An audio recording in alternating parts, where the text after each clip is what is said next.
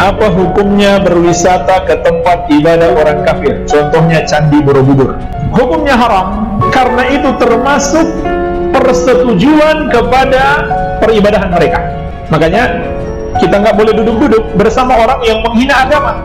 Firqah takfiri yang mengatakan orang megang keris itu syirik, ke kuburan syirik, ini syirik, itu salah besar. Sehingga ketika terganggu oleh hal-hal yang adat istiadat, kayak pegang keris, kayak apa, ini tidak mengganggu. Tetap kualitas iman ini di atas keyakinan adat membawa apa keris.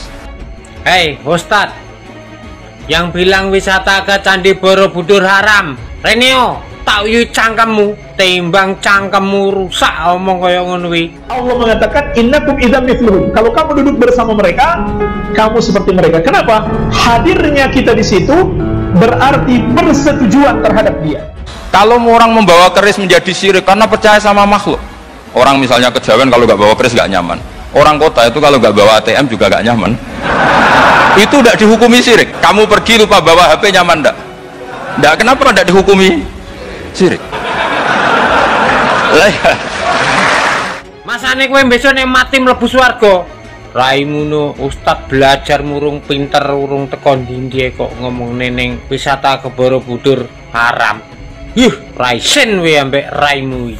Kalau kita datang di tempat peribadahan orang kafir, sama saja berarti setuju dengan mereka. Walaupun hati kita mungkin nggak setuju, tapi kehadiran kita adalah persetujuan itu sendiri. Kebenaran yang absolut itu kebenaran yang siapapun pasti mengakui. Ini problem orang soleh-soleh yang terlalu pesimis. Makanya nanti orang-orang soleh itu masuk surganya berat. Tapi kalau orang alim lebih gampang, kira-kira seperti itu. Iya, karena kan imannya lebih bagus. Dalam hadis qudsi Allah ini yang dibuli orang-orang soleh. Laulam akhluk jannatan wala naron alam akun ahlan an uto'ah. Dalam hadis qudsi, kalau saja saya tidak menciptakan surga dan neraka, apa saya tidak jadi Tuhan yang perlu ditaati? Kita nggak boleh datang ke situ kecuali untuk satu tujuan, mau membubarkan orang yang lagi. Saya tuh berkali-kali bilang, saya termasuk ulama yang mau bikin gerakan cangkem elek.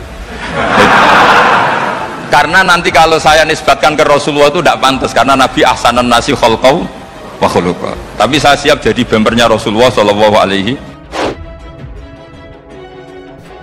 Ustadz Sofyan Khalid Rurai menjawab pertanyaan jamaahnya yang dibaca melalui selembar kertas. Pertanyaan itu terkait berwisata atau berkunjung ke tempat ibadah non-muslim seperti Candi Borobudur. Hukumnya haram, karena itu termasuk persetujuan kepada peribadatan mereka. Katanya, menurut Ustadz Sofyan, Allah di dalam Al-Quran melarang orang Islam duduk bersama dengan orang-orang yang menghina Allah. Makanya kita nggak boleh duduk-duduk bersama orang yang menghina agama. Allah mengatakan, kalau kamu duduk bersama mereka, maka kamu bersama mereka. Ujar Ustadz Sofyan. Kenapa? Hadirnya kita di situ berarti persetujuan terhadap dia. Kalau kita datang ke tempat peribadatan orang kafir, sama saja berarti setuju dengan mereka, walaupun hati kita tidak setuju. Sambungnya, dia mengatakan boleh hadir ke tempat ibadah orang non-muslim kecuali mau membubarkan mereka yang tidak menyembah Allah. Tapi kehadiran kita adalah persetujuan itu sendiri. Kita nggak boleh datang ke situ kecuali dengan satu tujuan, yaitu mau membubarkan orang yang beribadah selain kepada Allah. Tuturnya, diketahui Balai Konservasi Borobudur atau BKB menempatkan Candi Borobudur sebagai bangunan cagar budaya yang boleh dikunjungi oleh masyarakat lintas agama. Sesuai Undang-Undang Nomor 11 Tahun 2010, Borobudur bukan termasuk tempat ibadah agama Buddha. Meski demikian, boleh dimanfaatkan sebagai tempat perayaan keagamaan. Begini, saya pernah ditanya sama seorang dosen, Gus, saya ini ngaji hadis banyak, tapi ada yang saya tidak paham, yaitu mangqala la ilaha illallah dakhalal jannah, ada kalimat wa in zana wa in saraka. Meskipun pernah zina, pernah maling. Ini kan seakan-akan mentoleransi perzinaan dan pemalingan. Terus saya bilang, oh makna hadis itu seperti ini. Jadi kebenaran absolut, kebenaran yang mutlak itu tidak akan terganggu oleh status perilaku seseorang. Saya berkali-kali memberi contoh.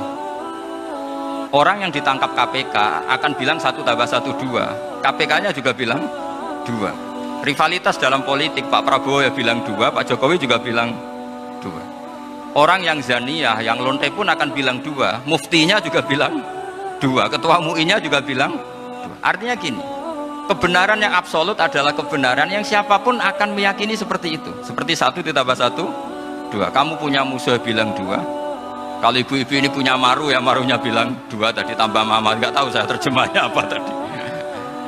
Nah, kebenaran yang absolut itu kebenaran yang siapapun pasti mengakui.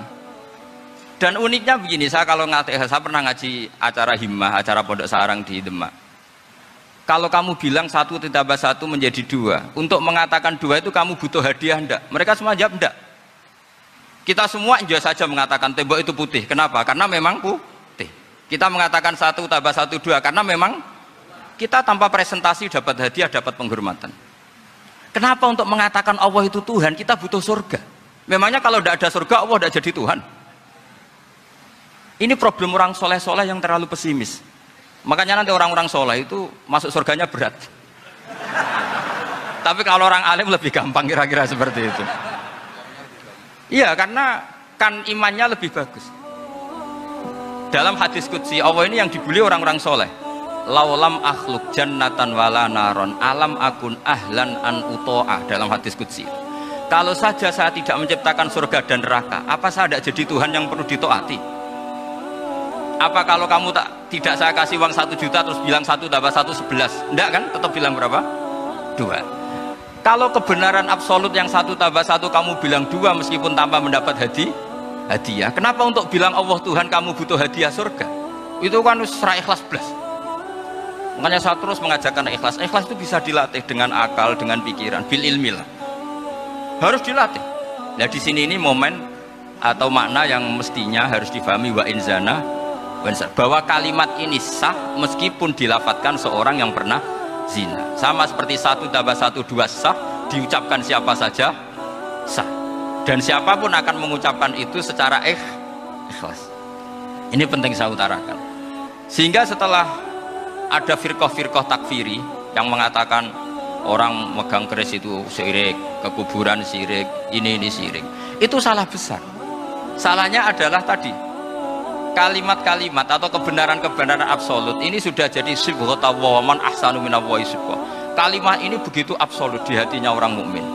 Sehingga ketika terganggu oleh hal-hal yang adat istiadat kayak pegang keris, kayak apa, ini tidak mengganggu. Tetap kualitas iman ini di atas keyakinan adat membawa apa keris.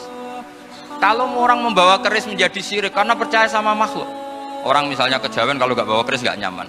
Orang kota itu kalau nggak bawa ATM juga nggak nyaman. Itu tidak dihukumi syirik. Kamu pergi lupa bawa HP nyaman enggak? Enggak, kenapa tidak dihukumi syirik?